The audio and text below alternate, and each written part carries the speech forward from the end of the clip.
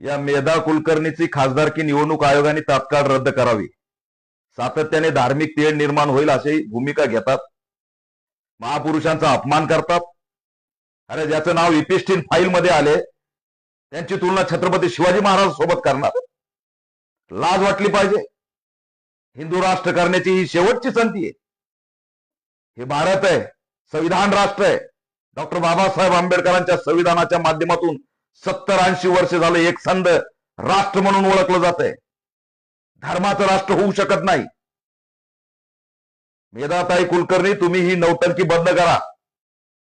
अरे कधीतरी पुण्याच्या विकासावर बोला, पुण्यामधल्या वाढत असलेल्या गुन्हेगारीवर बोला, पुण्यामधल्या महिला त्या ठिकाणी धोक्यात आल्या त्याच्यावर बोला.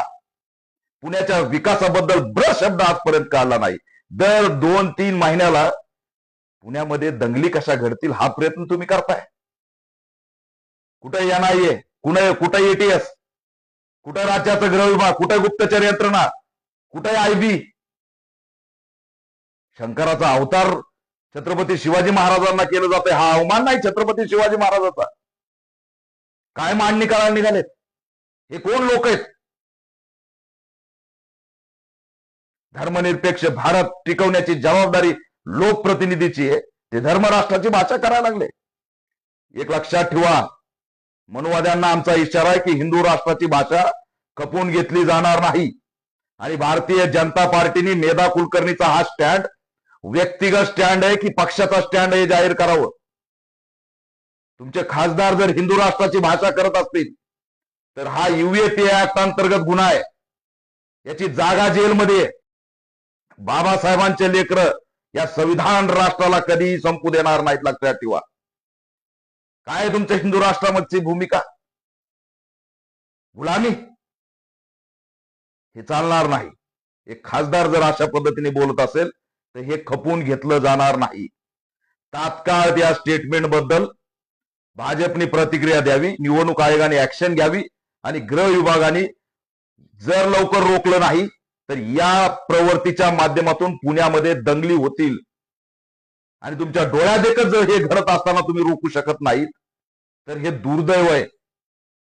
मेधाताई कुलकर्णी, आवर घाला. इपिस्टिन फाईल मध्ये ज्याचं नाव येतं त्याची तुलना छत्रपती शिवाजी महाराज सोबत करताय.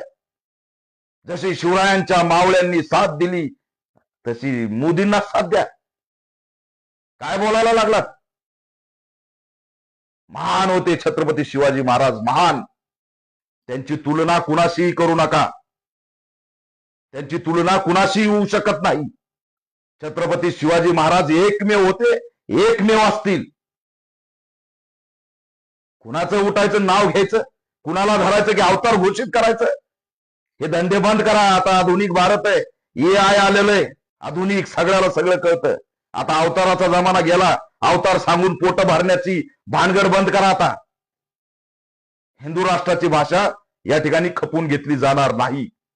खासदार म्हणून तरी लोकप्रतिनिधींनी यावर भूमिका घेऊ नये असा इशारा सुद्धा ऑल इंडिया पॅंथर सेना देत आहे.